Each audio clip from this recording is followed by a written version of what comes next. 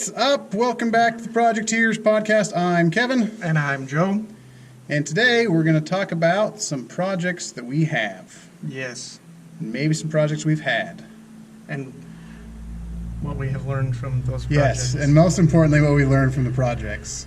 Memories, fond memories. So if you saw our last one, we were sitting in, or you listened to our last one, I guess.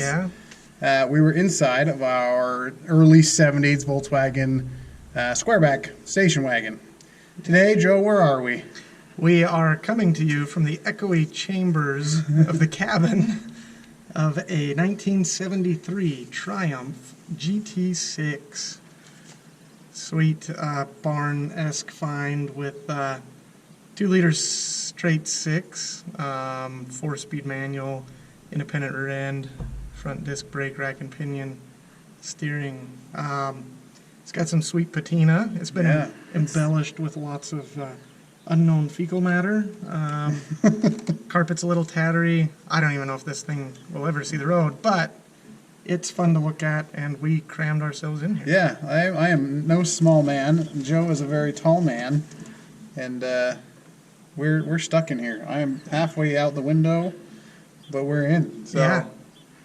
Probably my favorite thing about these cars is if you put your armpit on the top of the door, you can actually touch the ground. Yeah. Now, this is on 4 flat tires, but I've had cars like this on the road before, and the case is still the same when you have air in the tires. You do sit incredibly low to the ground, and where this one actually has a roof on it.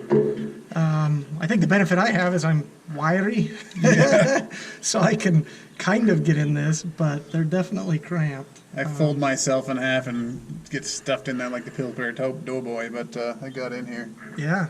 And when I get out, I just fall out. Like, there's no hope. Yeah. But. So, as previously discussed, and I think we mentioned it in our last video, like, I think we both each mentioned our first project cars, but I guess we could kind of maybe start off with those and that's a good starting point. Yeah. Kind of go through a list of. We'll visit the roster of current projects in possession right now, and then as the conversation dictates, we may meander outside of those parameters. But do you want to kick it off? So your first project was... I hit it on it pretty good in the last episode, but my first car that was my car that I could say was my car was also what I would consider a project car because we towed it out of a guy's garage where it did not run and it had to be put together. So that was my 1968 Pontiac Le Mans. For me, it was a really good project car to cut your teeth on because it needed some stuff, but it didn't need all the stuff, right? All the bits were there. It just had to be put together. And so for somebody just getting into building a car, it was good. It's not something I could got in and drove to work the next day, right? So it was by my definition a project car.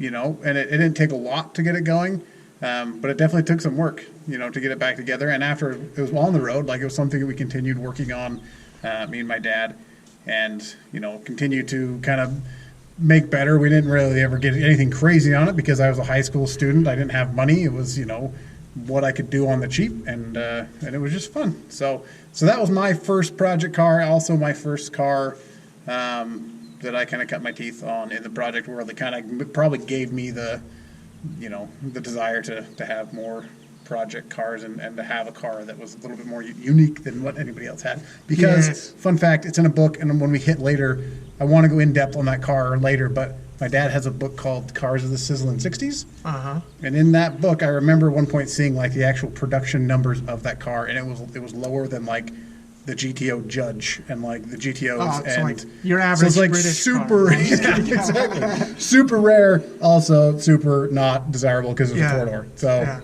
again, that goes back to just because it's rare doesn't mean it's actually worth anything. But to me, it was wonderful. So how about you? As previously mentioned, '67 Triumph Spitfire. It was, by all intents and purposes, a project car. I believe my dad described it to me as like the Mustang of England. So like in my mind, I pictured a Mustang. Yeah. And so I was all jazzed about it. And it was a guy my dad knew. His uncle had died, and he had started restoring it at some point in the process. So like the motor was allegedly rebuilt, but it literally, a Triumph Spitfire is only like 4 foot by like 11 feet long. They're teeny cars to begin with. It's a convertible. It was like up to the brim with dead leaves under a tree out in the middle of nowhere. We paid $100 for it, hauled it back, and like I could tell like my dad enjoyed the thrill of the acquisition, but in retrospect, like looking at it, I've always thought like, I think at that point it was like, well, it was kind of a waste of $100. So Some like, certain Volkswagen. I'm like super jazzed, and like I clean it out and I'm puttering with it, and we very quickly started moving towards talking about trading it off for like a flat fender Jeep or even a Mustang. And anyway, that back to the cutting the teeth thing. Like those cars are there because they're so small. They are hyper simple. I mean, rack and pinion steering, front engine, rear wheel drive. There's no power or anything in them. And the other neat thing is the whole nose tips up when you pop the hood. So you have all the access to everything you need. And so, I was like 15. I knew nothing about cars. Like, literally, that was in Joe's Encyclopedia of Automotive Education in and of itself. And, like, long story short, I ended up cleaning out the inside, and I had an old couch cushion in it. And in a couple weeks, I figured out how to bleed the clutch, and my dad showed me how to bleed the brakes, and we got it running, and I would drive laps around the backyard. And I guess after my dad saw that, he decided that, okay, he'd let me keep it, and we would pursue it. We got it fixed up. I drove it a little bit in high school, and the motor had been gone through, but I think some stuff had been left loose or put backwards, because after about 6 months, the thing smoked worse than a diesel. And anyway, it's been through many iterations. I still have it. In fact, we unloaded it off a trailer today, and I think I'm still very much just as enamored by it now as I was back then. And, that kind of goes back to, I mean, at one point in time, it was all painted and everything, and I've driven it in different phases of life, but, like, it's kind of the eternal project car, I guess, in my mind. Right. I was going to say that would be my Scout, but how much do you think you've got money-wise into the Spitfire? Do you have a lot? Has it been pretty... That is a really good point, because I was talking to somebody about that yesterday, in fact. I think I'm still, and we're on the third motor and everything, my dad would probably be a better person to talk to that about, because, he probably threw more money at it earlier. But like me personally, I bet I'm less than $1,000 into it. Really? I've had the car for 20 years, so... See, and so that'll lead me to the Scout, because it is my eternal project, right? So I've got to have a 67 International Scout 800. I bought it. So when me and my wife first got married, I was working at the off-road shop, and I wanted an off-roader. I wanted a rock crawler. I like classic cars. My wife likes classic cars. So we start talking, and she wants a Bronco. Well, you look at prices of Broncos. He made a good choice there. You look at the price of a Bronco, and I couldn't afford that, And I was like, what am I going to do? And my good buddy at the time who was also working there was like, what about a Scout? And I had honestly never even heard of a Scout. I'm like, what are you talking about? So he started showing me pictures of International Scouts, and I was like, hey, that looks like a Bronco. Like now, being like, I'm like, no, it's not, blah, blah, blah, blah. They were around before Broncos, right? But like at the time, I was like, yeah, it's a Bronco. And I started looking them up, and they're cheap. You could acquire. I got mine for it's been a while, but I think it was $800 when I got it.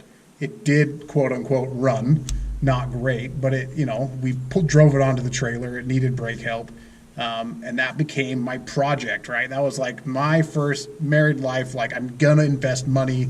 I'm gonna make something that's more. I mean, it ran, but it didn't run. Right, and it's So I'm like 10 years into it now. Honestly, like when we first got after it, I got really after it. I'm 5 digits deep into that thing, and I have driven it a total of not even maybe 2 blocks. Like I drove it down to the end of my block once and back, and when I was at Fat Bob's, I drove it down to the end of the road, and the fuel pump got clogged up with crap that was in the fuel tank. And then I pushed it back to the garage. And that's it. I've had the thing for 10 years.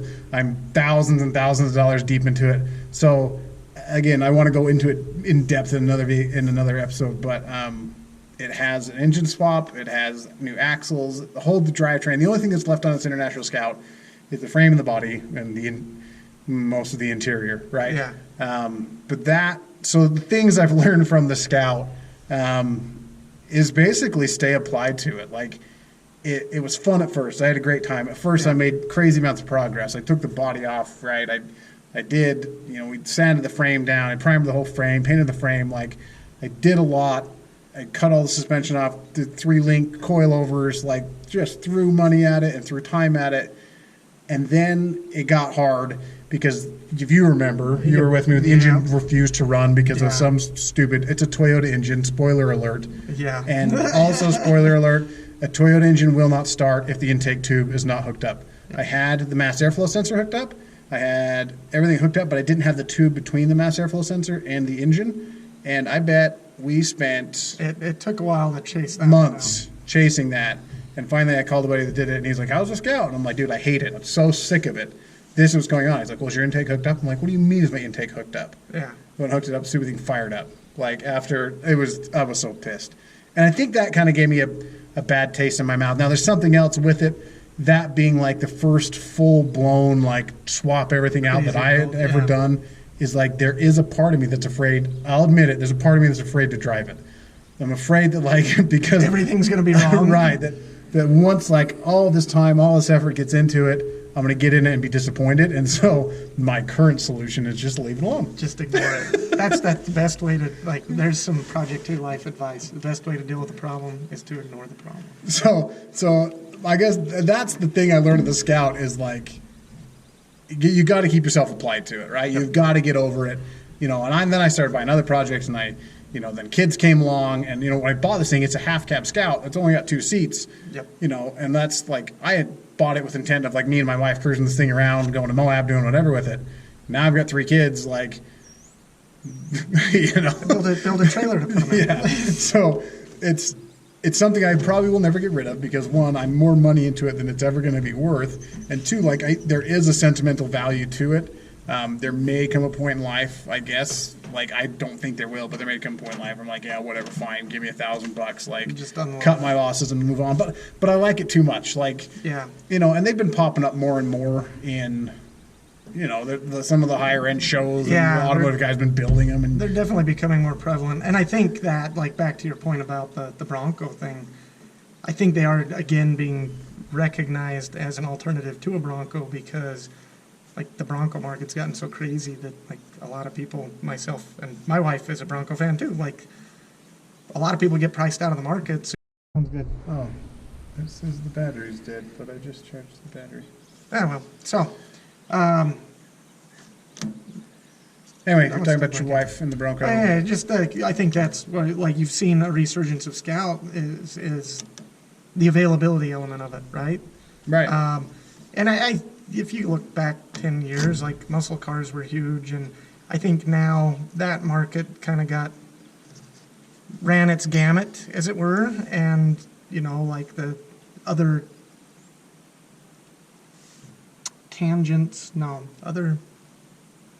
see, my brain's totally... Like the other cars, or... Yeah, just other genres. Genres, there we go. Other genres of automobiles. Old cars have kind of had their resurgence. I mean, that hits on a good point too. With, like, so one of our friends made fun of us once because I think it was when we posted up either the Volkswagen or the BMW. Yes. And he's like, enough of these European cars, blah blah blah. Yeah. My current problem is, like, I love muscle cars, right? My dream car is like a '68 Charger, right? I love them. If I could build a car with no money involved, like, have the car show car that does wicked burnouts, that would be the car. But you can't touch one of those for, they're just crazy amounts of money. And so, like, I get on, and like we talked about, we look and every time I start looking at that old American cars, like, you're paying $2,000 for a rusty shell. Yes. And there's so much work and so much money that has to be put into them to make them run. Like, the Volkswagen was $100, the BMW, which, here's my argument for that. It was a 6-speed manual transmission, a V8, a 4-liter V8, rear-wheel drive, and had a posi, had, sports seats in it. It had all the go fast bits. The check marks, like, all the things to be a muscle car, other than it's a '95 BMW. Yep. Right, but we got that for $500, and like, it's drove. hard to feel bad about that. Yeah. And so it's when you're getting into projects and budget minded like we are, like, you may not first be hitting on the muscle cars unless you have a really good in, or you know somebody, or somebody's, your family members had one sitting in the garage forever. But Yep. Well, and I'm very much one of the mind that, like, I like to be quasi-unique or go down the road less traveled. So when it comes to, like, muscle cars, like, there's never been a part of me that's like, ooh, I need a, 69 Camaro or something like that, right? So for me, it's almost more fun to have something obscure. And I think the other thing, too, is it provides some kind of insulation between, self-proclaimed experts in, performance and whatever. I get that. Because it's like, if I have a modified Triumph Spitfire, number one, I'm never going to pull up to a stoplight and have another car of that type or that level of modification sitting across the stoplight from me. And number two, I'm probably never going to run across anybody that is going to give me an earful about how they have built or gone and done and whatever and better and better and better stuff. It's like there's hardly any of those things around. Half the people that see it don't even know what it is, and most of the people that have owned them haven't, gone and modified it or anything. So there is that, like, unique element of it that I gravitate towards with the projects too. Yeah, I fully agree with that. And to me, it's almost validation when people are like, oh, like, why don't you pick something more traditional? And it's like, but that's the magic of some of these, European cars would be a good example, because a lot of them are so obscure and less, I hate to use the word traditional, but less popular, we'll say, because like in the 60s, obviously, like the U.S. was like the biggest export market for a lot of those European manufacturers. And so, I think over the years, consensus preferences allowed a lot of these cars to go by the wayside or get scrapped. I mean, I've scrapped half a dozen Triumphs in my life. Yeah. Do I regret those decisions? Absolutely. But, I mean, it happens. I mean, but like, in all honesty, though, like, it's, to me, that's one element of it that I'm very fascinated with is, the fact that even one sitting in somebody's backyard like this GT6 is, like, it is a bit of a unicorn in and of itself, let alone one that's on the road. So that just adds to the fun of it is. It's like, genre of car. Because like when the Scout was out front of the front shop, like people come in and it was always friendly conversation. It was never like, but you see somebody pull up in a done up, like you're saying, like a Camaro or like a done up car, and so everybody has an opinion on it. It's like, oh, why do they do this? Why are they running those wheels? Why haven't they done this? And that, but in the Scout, it's like, whoa, cool, you've got a Scout, like, and that's the end. It's just happy to be there.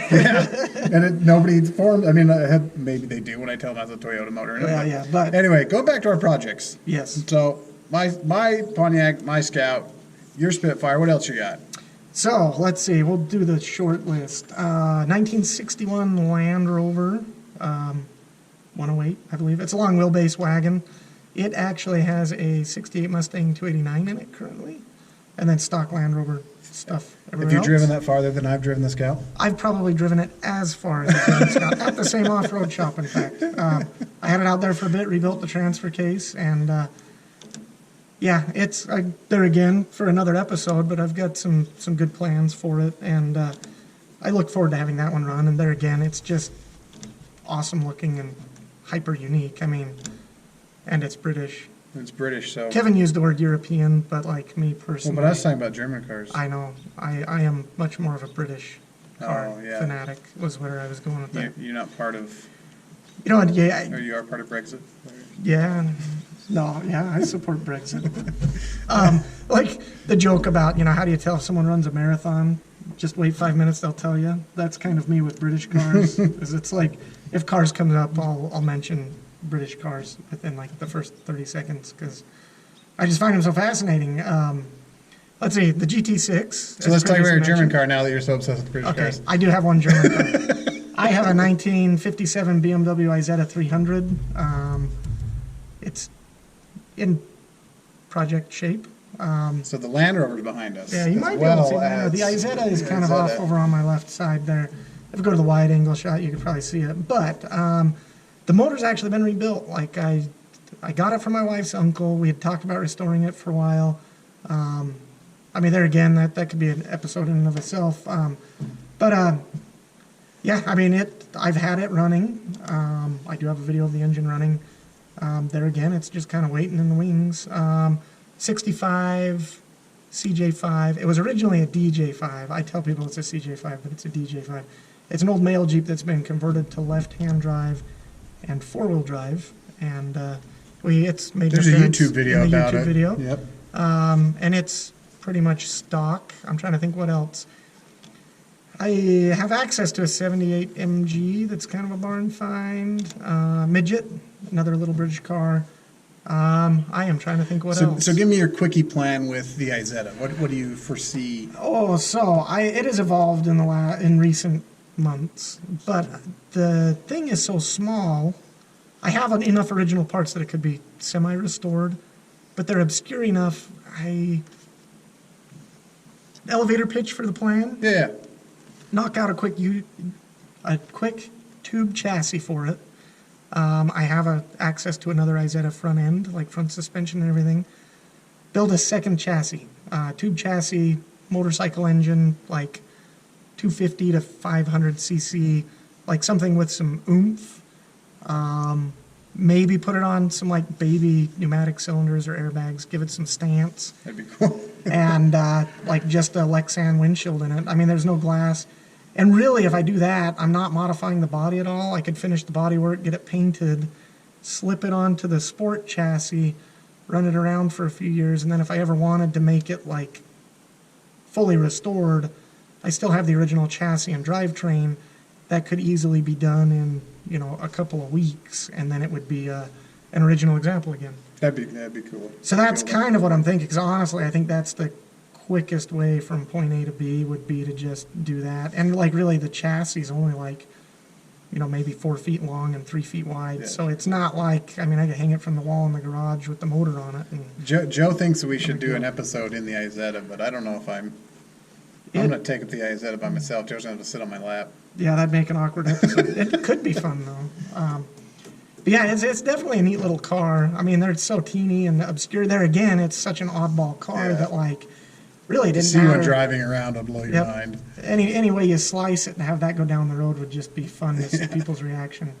And back to the people's reaction thing.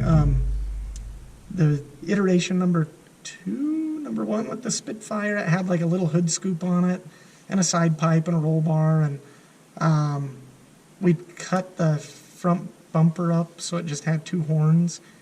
And I would get like 10-year-old kids yelling at me all the time, "Hey, is that a Cobra?" And it's like, no, it's most definitely not a Cobra. But it was just funny to see like the almost the look of bewilderment on people's faces when they saw it. You should drive around in the No Problemo sometime. That's true, yes. But yeah, I think that's the roster. So I got the Jeep, the Land Rover, GT6, Spitfire. We're going to count the Midget, the Isetta. And I think that's it. Yeah, and if we could go, we went down the road of Joe's dad. That's a roster twice that long. But Yes. So the other thing, we talked a little bit about the Volkswagen because that's where we were in last week. But we have that, right? That Yes. early '70s Volkswagen notchback. My plan with that, or squareback, sorry. My plan with that would be, so right now we figure the torsion bars have been cranked up in the back to their maximum amount. Yep. There's not an engine in it, but like I can stand on the back of it and jump, and literally it doesn't move. It is solid. There's also been, I don't know, the Volkswagen people may know the correct term, but Like some form of body lift. lift, Right. yeah. Like between the floor pan and the body, there's a Like a a 2-inch ring, spacer. Yeah. So I'm in the process of taking that out. I want to get it back down Yes. and just put it down as low as I can. I've been doing a little bit of research on airbags on them. We could get creative with I think we could do that. cooking something Some up. cool wheels, and I would keep the patina on it. Maybe rough up, some of the rough spots, and then maybe do like a flat clear coat on it. Throw some wheels on it. Engine's been a conversation with us. Yes. We're both pretty set on throwing like a Z-Tech Duratec Yes. engine in there. Again, you're not looking huge horsepower, but that car, rarely are you going to see Yes. a Volkswagen Type 3 with a stupid amount of horsepower, but like we want it drivable. Like Yes. that's one of the things that's big between me and Joe is we want to be able to drive these cars. Like even if we had an Usable, yeah. unlimited budget, right? To have a car that's worth 6 digits and sits in the garage until you take it to car show. It's no fun. It's not fun. Yeah. To us, that's the biggest thing is to have something you can go out and drive. And if some kid walks up and bumps into it and scratches the paint, it's not the end of the world. Yeah, you're not have to kill a kid. I mean, nobody wants that. So, and that's a beautiful point that you bring up, and that's one of my go-to rants, automotively speaking, is like with the Volkswagen, and we're going to circle back to the Spitfire because that's all I can seem to talk about anymore, is like a power-to-weight ratio, right? Like when I was doing research in the last motor swap, or the current motor swap in the Spitfire, I had all these people telling me, oh, put a V8 in it, put a V8 in it, put a V8 in it, and it's like, well, it's this, I'm not going to use the word Neanderthal, we'll say antiquated mentality of like, there's no replacement for displacement. Well, in that square back, a Spitfire, even this GT6 we're sitting in, you're talking like a 1,500-pound car. Right. Like you get 100 horsepower in this thing, it's going to be more fun than you can handle. You get over 100 horsepower out of this thing, like it would actually, maybe stick up for itself a little bit. And so, like with the Spitfire, I put it's a Pinto motor is what it is. It's a 93 Mustang 4-cylinder. It's all fuel injected, but if I get like 120 to 150 horsepower out of it, that will probably be on the threshold of like rowdy. Well, and so it was, what was it, a Hoonigan episode? I think I told you at one point that they made the statement of it's more fun to drive a low horsepower car at the top end. At its limit. At its limit than to drive a high horsepower car gently around the roads. If you're in a car rallying around and you're still only doing 40 miles an hour, but like you're just giving it everything it's got.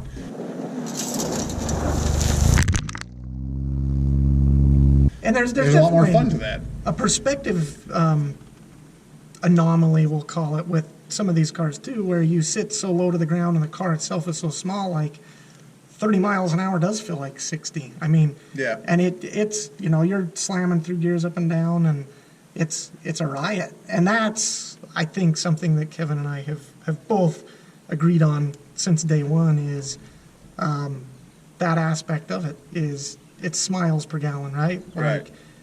Like, stuff like this is meant to be enjoyed, not to be observed, I guess, or hoarded, not even hoarded, just because hoarding is what we do. We do hoard. But yeah, I mean, that's kind of it. And I totally love the mentality of the, not making it a $10,000 paint job and just, enjoying it. Right. Like making it nice. In other words, don't drive around rattly, rusty, feet falling through the floor, but you can still make it nice without making it over the top, and you don't want people near it because they might breathe wrong on it. And people like us with kids, both from a budgetary standpoint and a survivability of said old car standpoint, you can't have, nice things with kids. So I think it was probably once the Scout got to the point where I was fed up with it. I went through a phase where I decided I wanted a car that was fun to drive and that didn't have to have a lot of work because I had thrown so much money and so much work at the Scout. So there's this dark time in my life when I had an 85 and a half Porsche 944. I totally forgot about this. So I don't know if that fits into the project car realm because I did drive it home. It did need work. I think it does. It only shifted into the odd number gears, 1 and 3. No, it had to start in second. It was 2 and 4 it shifted into. 1, 3, 5 were gone. But it was just a simple adjustment. So here's a great example of picking a project car. I had like an 05 Suzuki 450 dirt bike, right? Thing was maybe worth $1,500 to like the right guy. I traded that for the Porsche, and the kid gave me $500. So, and it didn't shift, right? Well, I did a little bit of research. It was just like a linkage problem. I adjusted the linkage. I drove the car around. If you've ever owned a 944, you're either one of two ways. You really like them and you love that they're a 50-50 weight distribution and they're the best thing ever made, or you're like me and it's like the most underwhelming vehicle you've ever driven. Like once that thing was running, I was so disappointed in the car. I got to admit, it looked good sitting there. It did. It looked pretty good. There was a few things I wanted to change the front bumper. I had plans for it, but like as I drove it, you can tell the car, the transmission, the gearing, whatever. It would 60 miles an hour on the freeway. You're doing like 4,000 RPM. Like it wasn't meant for highway freeway driving, right? Which I was trying to drive it back and forth to work on, which is basically like 5 miles of freeway driving. Yeah. And my car, somebody had been through it. There was definitely some motor work done. Somebody had taken it apart. The motor was painted. It had like an aftermarket bits on the motor. But somebody had taken the sway bars off too, which I don't understand. So I think I probably had a bad experience with them. But I did have that. And so I had that. And popping the hood, looking under the hood, I'm not a fan of 80s cars, like in general. Like other than the early 80s Bronco, like because I had one and I lived in one growing up, like, you know, I have a special part in my heart for that. But like, I hate 80s Chevys. Like, I hate square and I hate box bodies, and I just have this like disdain for them for no apparent reason, right? And looking under the hood, age well, like the vacuum lines, the plastic, like I right, don't know that's if it's the thing. a I looked under the technology hood of issue that. or what, they just don't age well. Under the hood of that Porsche, like there was I just felt like there was vacuum lines and hoses and crap, and I didn't have a desire to work on it. I'm just like, oh, that looks like such a pain in the butt. Yes. So I ended up selling it, made some money on it. So like, woohoo, I'm good. And so then I had that going mentality of like, okay, let's try that again. And that's when I got the BMW, which was a 95 540i. And that thing, honestly, popping the hood, looking under that, like that engine looked a lot more friendly. Like it was more like, okay, I'll work on this. And I did work on it. And it needed more work than the Porsche did. And I did a little work on it. And I really liked driving it. But at the end of the day, like I had bought that car to flip. And I didn't have room for it. I knew I didn't have room for it.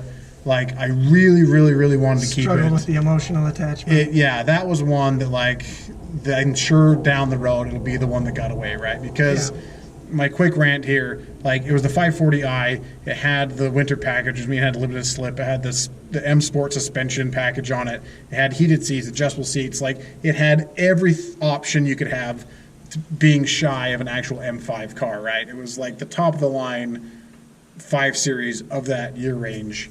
And it broke my heart to sell it, but like at the end of the day, I didn't have room for it. We had gotten it for cheap. It was strictly to make money to be able to fund this endeavor, right? The whole Projecteers endeavor, like to get money into the account and to be able to do fun things for the Projecteers with our other projects. Like that was the whole purpose of that car.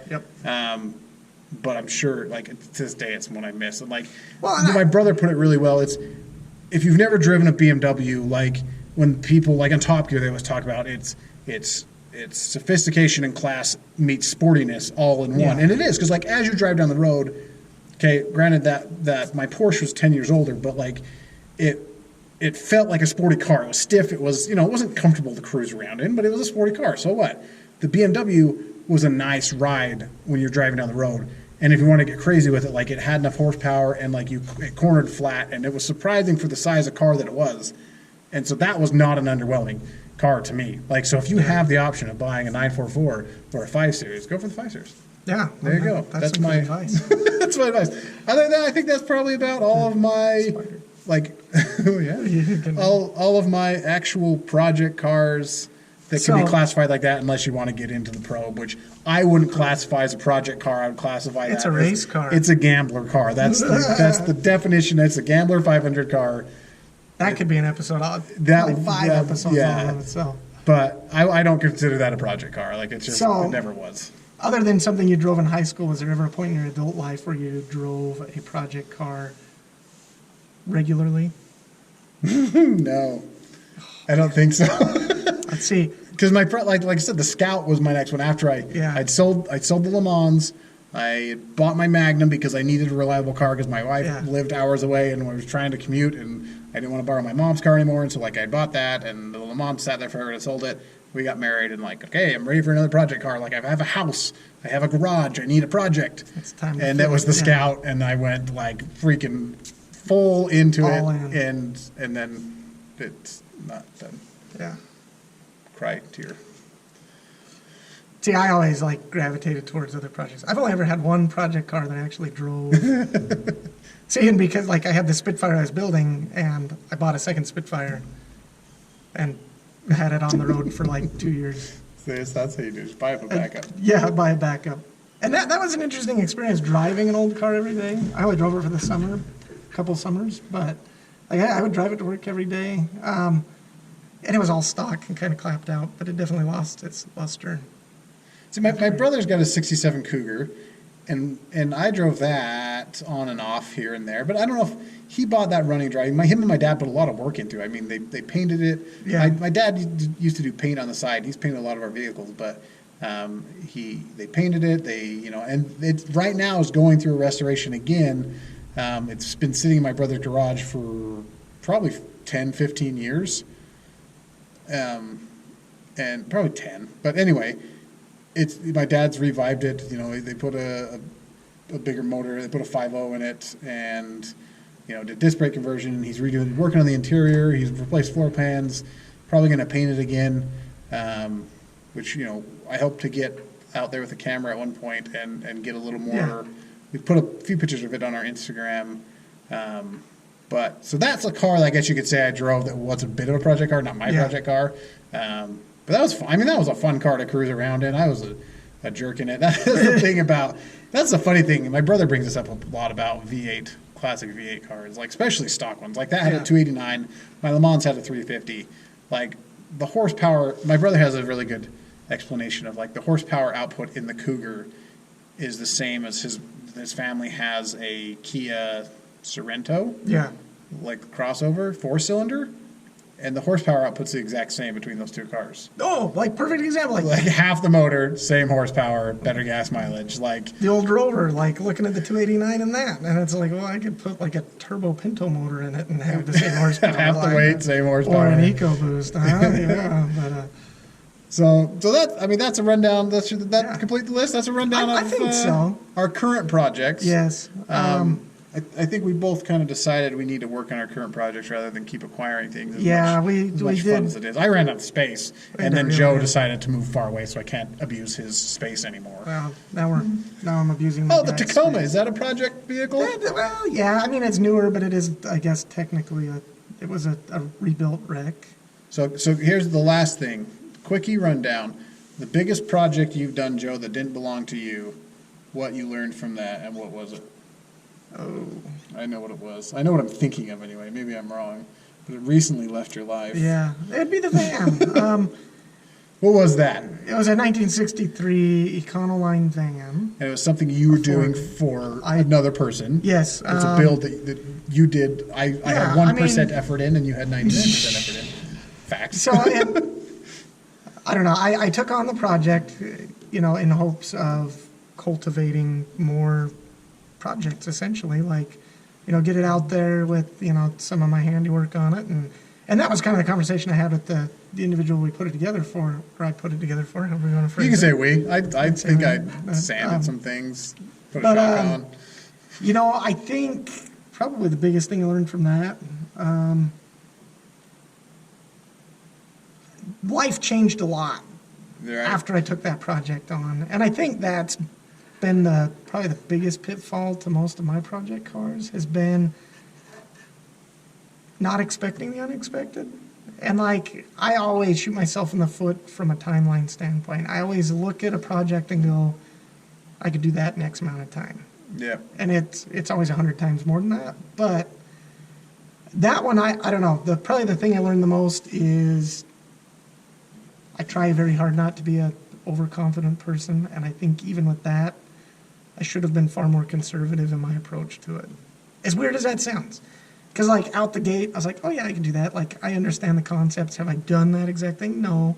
But I got time, I got whatever, and then a lot of changes occurred which slowed it down. And instead of buckling down and just slamming it out, I let other things slow me down on getting the project done. Probably the biggest thing that I learned from it was more about, I'm trying to think, not getting caught up in one's self-doubt. Honestly. That's the Scout. That's my Scout, right? I have done lots of crazy things in like fabrication, welding, and automotive stuff. And I was surprised at how many times I kept second-guessing myself or just almost coming to a standstill because I just couldn't quite nudge myself over the ledge to just make it happen. I really think that's probably the thing I learned the most, is kind of the commit or quit thing, right? Like, I had 100 pages of sketches and diagrams that I'd cooked up on how I was going to do it. And I just kept like overthinking it and doubting. Anyway, so without beating that one up too much, I mean, it was like, it was a pretty involved project. I took a mid-70s Mustang II, and pretty much cut the entire drivetrain, suspension, and everything out, and then grafted it up under this Econoline. And there again, being too conservative, I should have cut like the whole floor out of the car from the get-go and just started from scratch. But I kept, I don't want to cut too much out, and I just kept pussyfooting around. And I think, like, as far as like man hours, it definitely cost me a lot more time, and it kind of built me into more constraints as far as just having total creative freedom. And it was all self-inhibitive. But it did the motor swap, it modified a bunch of stuff on it, and the guy was super great to work with. Like, if he ever hears this, I hope that he, he knows that, like, I definitely appreciate his patience with me, because, I mean, it did take a while to do, and I hope he was happy with the work. But, like, just that, like, the fact that no single part bolted on, it almost just became inundating after a while. Like, it was like, it would just be nice to, like, pull something out of a box and bolt it on. Everything had to be, test fit and designed and fabricated and re-engineered and then fit up and make sure it's going to work. Okay, now I can finalize it. Oh, wait, there's 5 more parts that need to interact with this. So now I've got to do that process 5 times before I can lock anything down permanently. And trying to do that by yourself on the side in your garage while you've got a full-time job, a part-time job, a family, and other obligations, like, it was a lot. I did not realize the stress level that I had allowed it to grow to. And I would say that's probably the biggest project. I think I was like 4 or 5 years from when the Mustang showed up in my driveway for me to tear it down until the van left my driveway.